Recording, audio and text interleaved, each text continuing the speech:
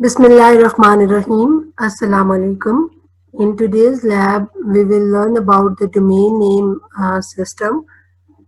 We also call it domain name server. हम देखेंगे कि DNS सर्वर क्या है और इसका पर्पस क्या है और ये कैसे काम करता है. So in today's lab, we will learn about the DNS server, working of DNS server. A DNS server is a computer server that contains the database of public IP addresses and their associated host names. इसका मतलब है कि DNS server जो है वो एक translator का काम करता है, यानी जो हर IP एड्रेस के अगेंस्ट जो है वो एक होस्ट नेम स्टोर करके उसने डेटाबेस में रखा हुआ है. तो DNS सर्वर क्या है कि एक कंप्यूटर सर्वर है जो कि एक्ट करता है as a translator between the IP addresses and the host name. जैसे कि फॉर एग्जांपल एक बंदा है वो चाइनीज में बात कर रहा है और दूसरा बंदा है जो कि उर्दू में बात कर रहा है, तो इन दोनों को एक दूसरे की बात प्रॉपरली समझ आए, ठीक है, इसके लिए हमें दरमियान में क्या चाहिए, एक ट्रांसलेटर चाहिए, ठीक है, और इसे हम ये हमारा ट्रांसलेटर है, ठीक है, ताकि ये जो है वो एक दूसरे की जो बात है उसे समझ सके, ठीक है. तो इसी तरह से होता कुछ यूं है कि जो ह्यूमंस होते हैं उनके लिए, ठीक है, जो ह्यूमंस होते हैं उनके लिए नाम याद रखना आसान है, ठीक है, और जो कंप्यूटर्स होते हैं उनके लिए नाम के बजाय IP एड्रेसेस याद रखना आसान है. तो DNS सर्वर क्या करता है कि दोनों को फैसिलिटेट करता है, ह्यूमंस को भी और कंप्यूटर्स को भी. तो वो अपने पास मेंटेन रखता है कि इस होस्ट नेम का ये IP एड्रेस है. तो जब यूजर रिक्वेस्ट करता है वो on the basis of host name request करता है, लेकिन एक्चुअली उसके लिए जो है आपका एक्चुअली IP एड्रेस एक्सेस होता है और फिर आपकी रिक्वेस्ट जो है वो उसी IP एड्रेस के ऊपर जाती है, ठीक है. हम DNS सर्वर को डिफरेंट नेम्स के थ्रू जो है वो जानते हैं. हम उसे नेम सर्वर भी कहते हैं, हम उसे डोमेन नेम सिस्टम सर्वर भी कहते हैं, हम उसे सिंपली डोमेन नेम सर्वर भी कहते हैं और हम उसे डोमेन नेम सिस्टम भी कहते हैं, ठीक है. अच्छा, ये अभी मैंने आपको बताया इसका पर्पस कि अगर आपको कॉमसेट्स का नाम याद रखना, comsets.edu.pk याद रखना ज़्यादा आसान है बनिस्बत इसके कि हमें उसका जो है वो IP एड्रेस याद रखना पड़े, ठीक है, क्योंकि एक तो रीज़न ये है, दूसरी रीज़न ये है कि हम जो मिलियन ऑफ डोमेन्स हैं उनको हम उनके साथ डील कर रहे होते हैं. जैसे अगर मुझे फेसबुक का भी IP एड्रेस याद रखना पड़े, मुझे गूगल का भी IP एड्रेस याद रखना पड़े, मुझे याहू का भी IP एड्रेस याद रखना पड़े, तो इट इज़ वेरी डिफ़िकल्ट. सो उनके जो नाम है उनसे उनको याद रखना आसान है. तो जो कंप्यूटर्स हैं या जो नेटवर्क डिवाइसेस हैं वो डोमेन नेम्स के साथ जो है वो उस तरह से काम नहीं कर सकती जिस तरह के वो IP एड्रेस की बेस के ऊपर उन्हें लोकेट कर सकती हैं ऑन द इंटरनेट. तो इसका मतलब है कि ये जो है इसमें इट इज़ रिक्वायर्ड कि इन दोनों चीज़ों के दरमियान, यानी जो ह्यूमंस हैं उन्हें भी आसानी हो और जो कंप्यूटर्स हैं उन्हें भी आसानी हो, तो इसके लिए हमें एक दरमियान में कोई ऐसी एंटिटी चाहिए जो इन दोनों को फैसिलिटेट करे. तो दैट इज़ DNS सर्वर, जो क्या करता है कि ह्यूमंस और कंप्यूटर्स के दरमियान में बैठता है और उन्हें फैसिलिटेट करता है by acting as a translator, ठीक है. तो इसका मतलब है कि अगर हम DNS सर्वर को की डेफिनेशन को देखें या सिंपली अगर हमें उसका काम पता हो तो उसका क्या काम है कि वो होस्ट नेम्स के अगेंस्ट उनके IP एड्रेसेस स्टोर करता है ताकि ह्यूमंस उनको उनके होस्ट नेम के थ्रू एक्सेस कर सके, ठीक है. तो हर होस्ट नेम के अगेंस्ट उसका जो IP एड्रेस है वो DNS सर्वर ने स्टोर किया हुआ होता है. अच्छा, हमारे पास DNS सर्वर की एक डिस्ट्रीब्यूटेड एक हायरार्किकल डेटाबेस है. जैसे कि फॉर एग्जांपल आपने सबसे पहले तो हमारे पास रूट DNS सर्वर होते हैं, ठीक है, और रूट जो DNS सर्वर होते हैं उनके पास होता है वो डिफरेंट उनके पास एड्रेस पड़े हुए होते हैं, ठीक है। जैसे फॉर एग्जांपल ये जो जैसे हम कहते हैं कि yahoo.com है, ठीक है, और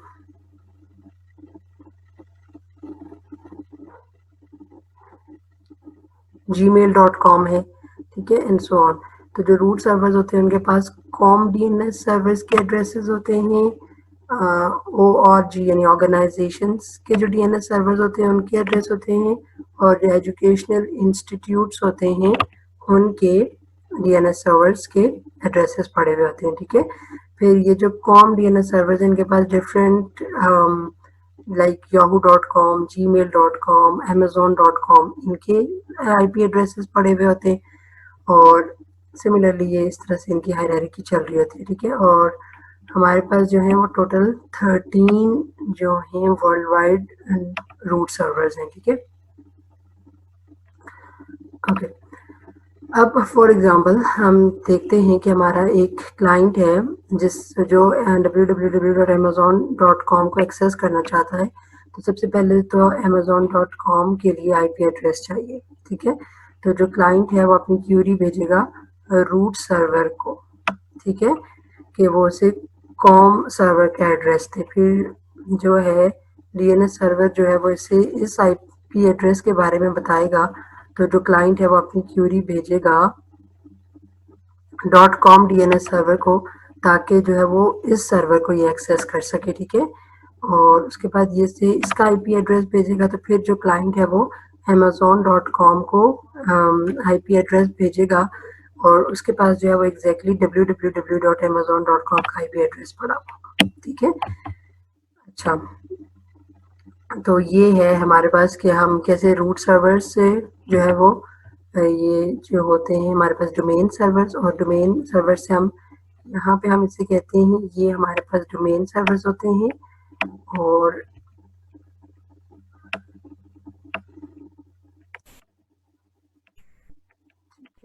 ये जो होते हैं ये हमारे पास अथॉरिटेटिव सर्वर होते हैं।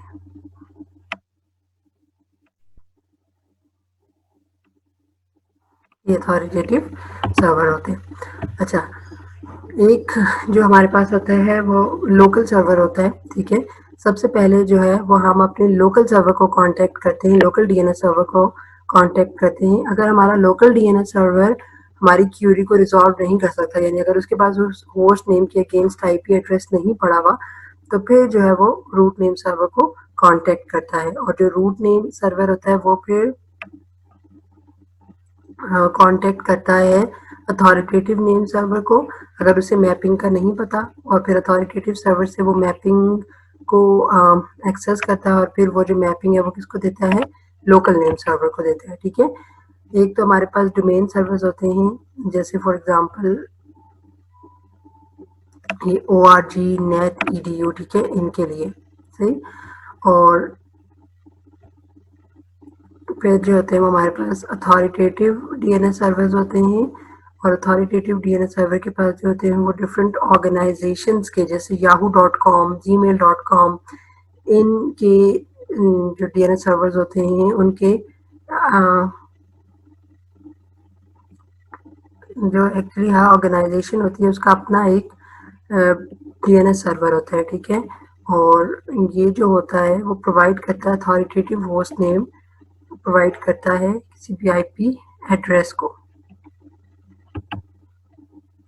अच्छा, जो आपका लोकल डीएनएस सर्वर होता है उसको हम उस हायरार्की में नहीं लाते कि रूट सर्वर हैं, फिर डोमेन सर्वर्स हैं, फिर अथॉरिटेटिव सर्वर्स हैं, बल्कि हर जो आईएसपी होती है या कंपनी होती है या यूनिवर्सिटी होती है उसका अपना एक लोकल सर्वर होता है, जिसे हम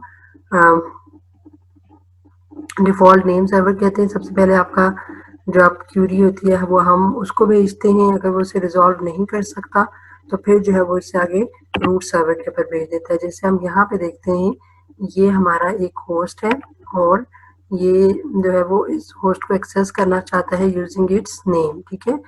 तो ये क्या करेगा, सबसे पहले ये रिक्वेस्ट भेजेगा लोकल अपने डीएनएस सर्वर को। देखें ये जो है इसका अपना डीएनएस सर्वर है poly.edu, और ये इस ऑर्गेनाइजेशन का अपना लोकल डीएनएस सर्वर है। ओके, और अगर तो इसके पास इस नेम के अगेंस्ट आईपी एड्रेस नहीं पड़ा हुआ तो ये जो रिक्वेस्ट है ये आगे फॉरवर्ड करेगा रूट डीएनएस सर्वर को, ठीक है। उसके बाद जो ये आइटरेटिव क्यूरी में क्या होगा, ये जो रूट डीएनएस सर्वर है ये आगे से TLD stand for top level domain, इसका जो आईपी एड्रेस है वो भेजेगा लोकल डीएनएस सर्वर को, और अब जो लोकल आपका ये जो डीएनएस सर्वर है ये इसको क्यूरी भेजेगा, ठीक है। और ये जो टीएलडी सर्वर है ये से अथॉरिटेटिव डीएनएस सर्वर का आईपी एड्रेस भेजेगा, और अब जो है वो इसके ऊपर इसको ये क्यूरी भेजेगा, और उसके बाद जो है वो इससे ये इसका आईपी एड्रेस भेजेगा, और उसके बाद जो है वो ये दोनों आपस में कांटेक्ट करेंगे, ठीक है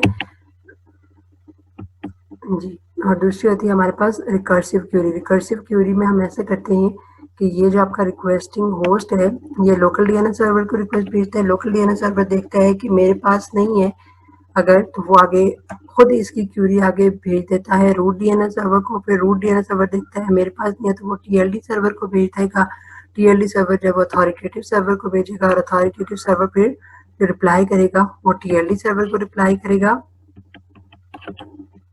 स्टेप 5 जो आपका टीएलडी सर्वर है वो रूट सर्वर को रिप्लाई करेगा, ये जो है वो लोकल डीएनएस सर्वर को रिप्लाई करेगा, और फिर ये जो है वो रिक्वेस्टिंग होस्ट को रिप्लाई करेगा, ठीक है। तो ये हमारे पास जो है वो किसी भी अगर आपके लोकल सर्वर के पास नेम के अगेंस्ट आईपी एड्रेस नहीं पड़ा हुआ तो हमारे पास रिकर्सिव क्यूरी या इटरेटिव क्यूरी के थ्रू जो है वो रिक्वेस्ट जाती है अथॉरिटेटिव सर्वर तक, और वो जो है वो हमें उसके अगेंस्ट उसका जो नाम है वो भेजता है, ठीक है। ओके, जब हमारे पास जब हमें किसी का सर्वर का जो है वो हमें मैपिंग मिल जाती है तो हम उसके बाद क्या करते हैं उस मैपिंग को कैश कर लेते हैं, और वो जो मैपिंग होती है वो कुछ टाइम के बाद जो है वो एक्सपायर हो जाती है, ठीक है। फिर दूसरी बात ये भी होती है हमारे पास कि जनरली हमारे जो लोकल डीएनएस सर्वर्स होते हैं उनके पास टॉप लेवल डोमेन सर्वर्स के आईपी एड्रेस होते हैं, तो हम जो है वो रूट नेम सर्वर्स को ज़्यादातर विजिट नहीं करते, हम डायरेक्टली जो उसकी टॉप लेवल डोमेन है, यानी फॉर एग्जांपल अगर मुझे yahoo.com का एड्रेस चाहिए तो मैं डायरेक्टली जो कॉम डीएनएस सर्वर्स हैं उन्हें जो है वो रिक्वेस्ट भेज दूंगी, ठीक है। उसके बाद जो एंट्रीज होती हैं वो आपके पास आउट ऑफ डेट भी हो जाती हैं, तो फॉर एग्जांपल कि आपके पास किसी का होस्ट नेम चेंज हो गया या तो ऐसा कुछ भी पॉसिबल होता है। सो वो जब उनका टीटीएल जो है वो एक्सपायर होता है तो उसके बाद वो आपके डीएनएस सर्वर से निकल जाती हैं, और फिर हम जो उनकी नई वैल्यूज हैं उन्हें हम एक्सेस करते हैं यूजिंग द प्रीवियस प्रोसेस, ठीक है। या फिर जो डीएनएस रिकॉर्ड्स हैं वो कितनी तरह के होते हैं, वो हमारे पास काफ़ी ज़्यादा टाइप्स के होते हैं। यहाँ पे जो है वो 3 डिस्कस हुए हुए, जैसे टाइप ए रिकॉर्ड में हम क्या करते हैं सिंपली, यानी आपका जैसे लोकल डीएनएस सर्वर है फॉर एग्जांपल, तो उसमें क्या होता है कि जो एक नेम है, ठीक है, उसके अंदर नेम पड़ा हुआ होता है और आईपी एड्रेस पड़ा हुआ होता है, यानी कि हम इस आईपी के अगेंस्ट इसका नाम स्टोर करा लेते हैं, तो this is type A record, ठीक है। फिर दूसरा है हमारे पास टाइप होती है एनएस, इसमें क्या होता है जो नेम होता है वो डोमेन सर्वर का नाम होता है, ठीक है, और वैल्यू जो होती है वो होस्ट नेम होती है of the authoritative name server के। फॉर एग्जांपल हमने क्या करना है कि अगर मुझे एक्चुअली ये करना है, मुझे ये देखना है कि अगर मुझे रिक्वेस्ट आती है comsets.edu, तो comsets.edu के अगेंस्ट में उसके अथॉरिटेटिव जो सर्वर है उसका नाम स्टोर करा लेती हूँ, यानी कि मैं देखूंगी कि अगर मुझे रिक्वेस्ट आई है और वो रिक्वेस्ट आ रही है मुझे इस डोमेन के लिए, तो मैं उसके पास एनएस रिकॉर्ड में उसका क्या स्टोर करा लूंगी, अथॉरिटेटिव नेम सर्वर का नाम स्टोर करा लूंगी, ठीक है। ओके, तो उसके लिए अथॉरिटेटिव नेम सर्वर कौन सा है ताकि आप अपनी रिक्वेस्ट जो है वो उसके ऊपर फॉरवर्ड कर सकें।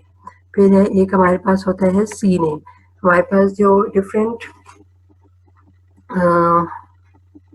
जो आप कह सकते हैं कि फॉर एग्जांपल डिफरेंट जो वेबसाइट्स हैं उनके लिए हमारे पास एक से ज़्यादा नाम हो सकते हैं, ठीक है। जैसे आपका कोई कैनोनिकल नेम है यानी रियल नेम है और एलियस नेम है, तो हम ऐसा कर सकते हैं कि जो हम उसके दोनों जो नाम हैं उन्हें स्टोर करा सकते हैं ताकि हम उसे जो है वो फॉर दोनों आईपी एड्रेसेस के थ्रू दोनों नेम्स के थ्रू एक्सेस कर सके। तो जब हम उसे स्टोर कराते हैं तो हम उसके जो फॉर एग्जांपल सबसे पहले मैं उसका नाम स्टोर कराती हूँ, यानी टाइप ए रिकॉर्ड में मैं उसका नाम जो है वो www.ibm.com, तो इसके अगेंस्ट ये जो है ये इसके अगेंस्ट में इसका आईपी एड्रेस स्टोर करा लूंगी।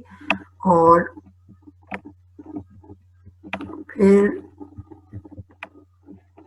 जो है वो मैं क्या करूँगी कि इसका जो अगर कोई और नाम है तो वो मैं जो रिकॉर्ड टाइप होगी सी नेम उसके अंदर मैं फॉर एग्जांपल मैं रख लेती हूँ server.backup.ib.com, और जो उसके अंदर जो वैल्यू पड़ी हुई होगी वो जो है वो ये कैनोनिकल नेम पड़ा हुआ होगा। ठीक है, तो उससे पता है कि मैंने इसी के आईपी एड्रेस को एक्चुअली जो www.ibm.com का आईपी एड्रेस है वही आईपी एड्रेस जो है वो इसके लिए भी है। ठीक है, तो आज की जो क्लास है उसमें हमने पढ़ा कि जो डीएनएस सर्वर है वो क्या होता है।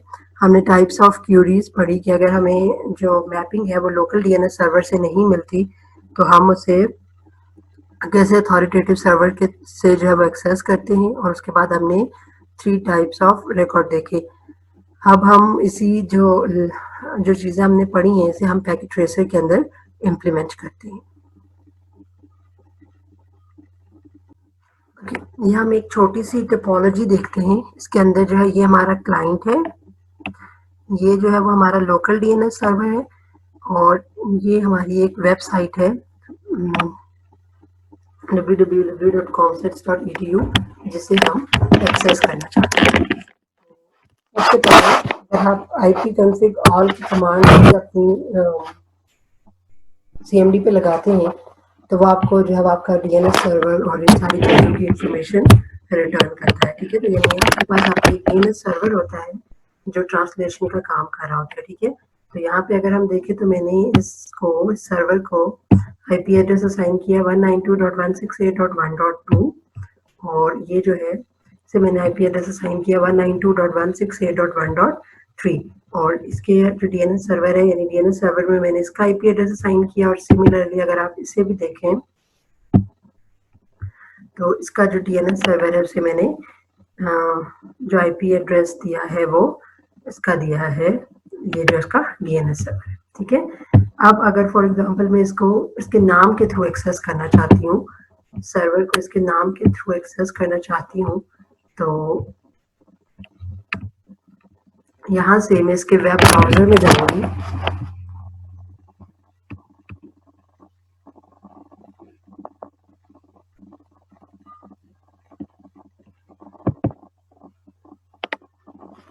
ठीक है, और यहाँ पे मैं लिखती हूँ www.comsets.edu।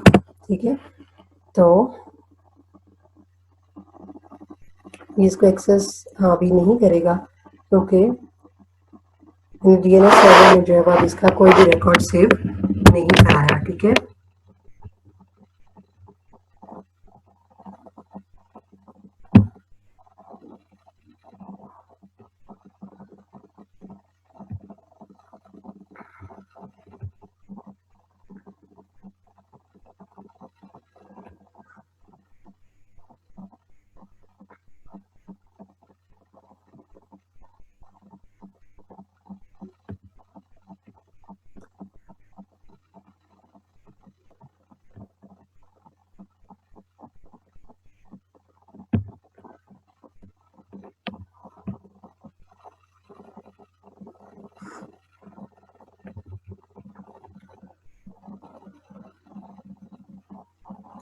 देखिए होस्ट नेम अनरिजॉल्व कह रहा है, यानी कि इस होस्ट नेम के अगेंस्ट आईपी एड्रेस का नहीं पता। अब हम इसके अगर लोकल डीएनएस के अंदर जाते हैं, ठीक है, और यहाँ पे हम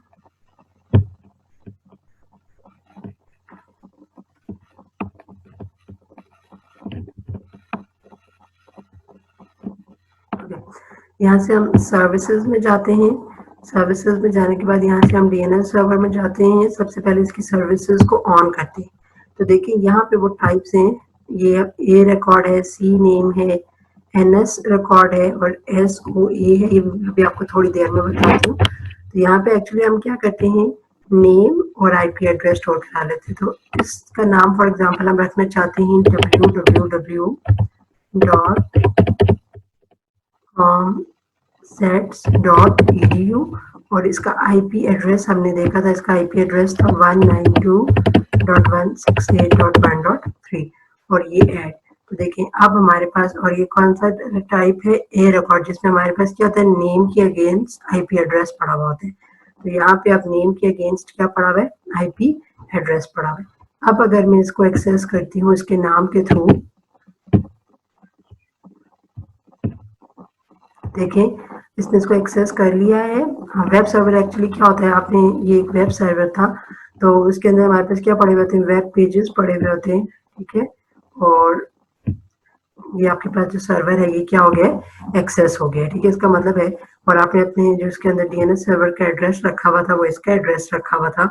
तो इट्स मीन कि इसने अपनी जो रिक्वेस्ट है वो, जब इसके पास नाम के थ्रू तो वो इसने रिक्वेस्ट इसको भेजी है, इस DNS सर्वर ने अपने डेटाबेस के अंदर चेक किया कि क्या इसके पास इसके अगेंस्ट IP एड्रेस है, तो वो IP एड्रेस इसने जो है वो, इसकी रिक्वेस्ट जो है वो उस IP एड्रेस के ऊपर फॉरवर्ड कर दी है, ठीक है। तो इट्स मीन कि ये हमारा लोकल DNS सर्वर है कि अगर इसके पास भी होस्ट नेम के अगेंस्ट IP एड्रेस है तो ये डायरेक्टली काम कर सकता है। बट फॉर एग्जांपल कि अगर जो हमारे पास लोकल DNS सर्वर है, हम जो है वो www.amazon.com एक्सेस करना चाहते हैं और हमारे लोकल सर्वर के पास उसका IP एड्रेस नहीं स्टोर, तो इस केस में क्या होगा, अब हम ये देखते हैं। ओके, नाउ फॉर एग्जांपल ये जो क्लाइंट है ये www.amazon.com को एक्सेस करना चाहता है यूजिंग इट्स होस्ट नेम, और यहाँ पे अगर हम देखें तो हमारे लोकल DNS सर्वर के पास ये मैपिंग जो है वो नहीं है। तो जो हमारा लोकल DNS सर्वर है ये एक्चुअली किससे कांटेक्ट करेगा, अथॉरिटेटिव सर्वर से कांटेक्ट करेगा और वो जो है वो हमें इसका IP एड्रेस एक्सेस करके देगा। तो इससे पहले इसका मतलब हम यहाँ पे इस सर्वर के ऊपर जाएंगे, ठीक है, और यहाँ पे हमें इसकी सर्विसेज को करना है।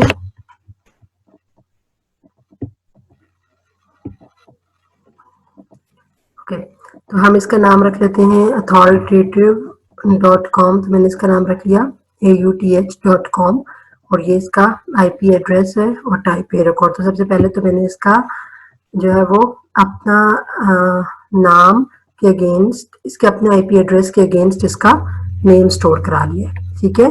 अब एक्चुअली क्या है कि ये जो है वो इसके लिए अथॉरिटेटिव सर्वर है www.amazon.com के लिए। तो अब जो है वो मैं यहाँ पे ये जो रिकॉर्ड लूंगी, ये नेम सर्वर, यानी इसका मतलब ये है कि अगर तो आपके पास रिक्वेस्ट आती है किसके लिए, amazon.com के लिए, तो आपके पास जो उसके लिए अथॉरिटेटिव सर्वर है वो ये वाला सर्वर है। तो मैं इसका नाम लिखती हूँ, ठीक है। देखिए इसका क्या मतलब है, इसका मतलब है कि अगर आपके पास जिस डोमेन के लिए रिक्वेस्ट आई है वो amazon.com है, तो इसका मतलब है कि उसके लिए आपने अथॉरिटेटिव सर्वर से कांटेक्ट करना है और अथॉरिटेटिव सर्वर का जो IP एड्रेस है वो है 192.168.2.1। ओके, उसके बाद एक्चुअली होता ये है हमारे पास कि ये है हमारे पास सर्विस ऑफ अथॉरिटी, यानी हर नेम के अगेंस्ट हम एक सर्वर बताते हैं, यानी कि ये इस सर्वर की प्रायोरिटी सबसे ज़्यादा है कि अगर आपके पास इस डोमेन के लिए रिक्वेस्ट आ रही है तो आपने इस सर्वर को कांटेक्ट करना है। हर डोमेन के लिए जो है वो एक हमारे पास रिकॉर्ड होता है सर्विस ऑफ अथॉरिटी, ठीक है। तो यहाँ पे जो नेम है वो क्या है, amazon.com, और इसके लिए हमने जो प्राइमरी सर्वर बनाया है वो हम इसको बनाते हैं .com, और यहाँ पे हम कोई भी मेलिंग एड्रेस दे देते हैं, वैसे हम एक्चुअल मेल एड्रेस प्रोवाइड करते हैं यहाँ पे कि ये इसका TTL टाइम टू लिव क्या है वो मैं 6400 सेट कर लेती हूँ। Seconds refresh time retry time और एक्सपायर, यानी कि कब जो है वो ये यहाँ से एक्सपायर हो जाएगा वो वाला टाइम भी हम सेट करें।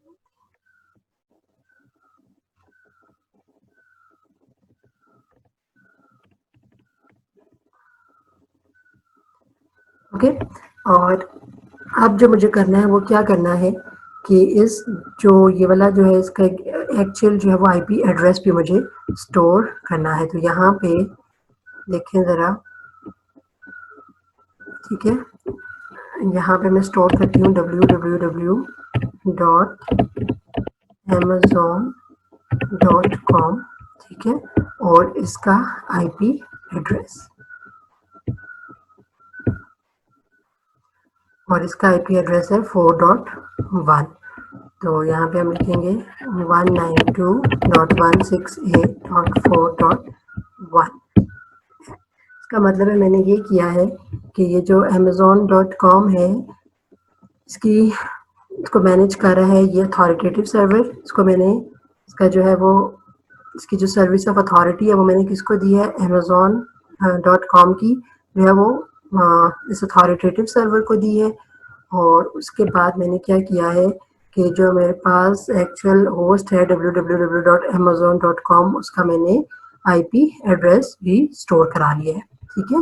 ओके, अब मैं इस सर्वर के पास जाती हूँ, सॉरी ये जो आपका लोकल डीएनएस सर्वर है, ओके, और इसके पास में जो है वो इसकी सर्विसेज में जाती हूँ, ठीक। यहाँ पे मुझे क्या करना है, यहाँ पे मुझे ये बताना है कि अगर तो देखिए, क्योंकि मैं amazon.com को नहीं जानती, ठीक है, तो यहाँ पे मैं लिखती हूँ कि अगर मेरे पास जो डोमेन नेम के लिए रिक्वेस्ट आती है वो आती है amazon.com, तो मैं कौन से सर्वर को कांटेक्ट करूँगी, ये जो ये सर्वर था, ये पिंक ब्लॉक में इसका नाम मैंने क्या रखा था, authoritative.com। तो आपने इस सर्वर को कांटेक्ट करना है। और सेकेंडली मैं इसका जो है वो अथॉरिटेटिव सर्वर का जो है वो अपने पास आईपी एड्रेस स्टोर करा लेती। तो मैं लिखूंगी अथॉरिटेटिव जो .com है उसका जो आईपी एड्रेस है वो क्या है, तो उसका आईपी एड्रेस है 192.168.2.1। ओके, अब अगर हम देखें तो यहाँ से हमें नज़र आ रहा है कि अगर मेरे पास रिक्वेस्ट आती है amazon.com के लिए जिसका डोमेन नेम है, तो मैंने इसको कौन से सर्वर के ऊपर भेजना है, अथॉरिटेटिव सर्वर के ऊपर भेजना है। और अथॉरिटेटिव सर्वर का जो आईपी एड्रेस है, यहाँ पे हम इसको कौन सा रिकॉर्ड करेंगे, ए रिकॉर्ड, क्योंकि ए में क्या होता है, नेम के अगेंस्ट आईपी एड्रेस पड़ा हुआ था 192.168.2.1। ओके, और ये जो है इसे में ओके। तो अब आप देखें कि अगर आपके पास डोमेन नेम amazon.com के लिए रिक्वेस्ट आती है तो आपने कौन से सर्वर को कांटेक्ट करना है, अथॉरिटेटिव सर्वर को कांटेक्ट करना है। और ये जो अथॉरिटेटिव सर्वर है इसका आईपी एड्रेस क्या है, 192.168.2.1, ठीक है। ओके, और इसको हमने बताया हुआ है कि ये जो है www.amazon.com इसके लिए अथॉरिटेटिव सर्वर ये है, और इसको हमने इसकी सर्विस ऑफ अथॉरिटी दी हुई है। अब अगर हम इसे एक्सेस करते हैं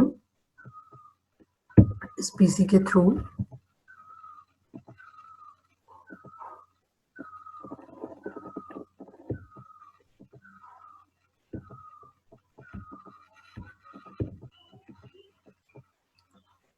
ओके, तो अब हम जो है वो www.amazon.com को एक्सेस करते हैं। देखिए, अगर हम अपने डीएनएस सर्वर को देखें तो हमारे पास डीएनएस सर्वर में comsets.edu होस्ट नेम के अगेंस्ट जो है वो उसका आईपी एड्रेस पड़ा हुआ है, लेकिन www.amazon.com के अगेंस्ट जो है वो आईपी एड्रेस नहीं पड़ा हुआ। हाँ, उस डोमेन के लिए यानी amazon.com के लिए हमारे पास अथॉरिटेटिव सर्वर का हमें पता है कि हमें कौन से सर्वर को कांटेक्ट करना है और उस सर्वर का आईपी एड्रेस पड़ा हुआ है, ठीक है। इसका मतलब है कि ये जो है वो हमें डायरेक्ट जो है लोकल डीएनएस सर्वर हमें इसका रिप्लाई नहीं कर सकता, ये कांटेक्ट करेगा अथॉरिटेटिव सर्वर के साथ, ठीक है। तो अब अथॉरिटेटिव सर्वर को जो है वो इसको मैनेज कर रहा है। तो अब हम देखते हैं कि अगर हम एक्सेस करें, यहाँ पे हम इसके ब्राउजर में जाएं और यहाँ से हम एक्सेस करें www.amazon.com। देखिए ये जो है वो उसको एक्सेस कर रहा है, ठीक है। यानी आपका जो लोकल सर्वर वो अथॉरिटेटिव सर्वर को कांटेक्ट करता है और अथॉरिटेटिव सर्वर जो है वो उसका आईपी एड्रेस जो है वो मैप करके देता है, ठीक है। तो ये थी हमारी आज की लैब, जिसमें हमने देखा कि डीएनएस सर्वर क्या है और उसके हमने डिफरेंट टाइप्स ऑफ रिकॉर्ड्स को पैकेट ट्रेसर में देखा। और हमने ये भी देखा कि अगर लोकल डीएनएस सर्वर हमारी क्यूरी को सॉल्व नहीं कर पाता तो हम कैसे जो है वो अथॉरिटेटिव सर्वर के थ्रू आईपी एड्रेस को एक्सेस करते हैं। होपफुली आपको समझ आया होगा। Thank you.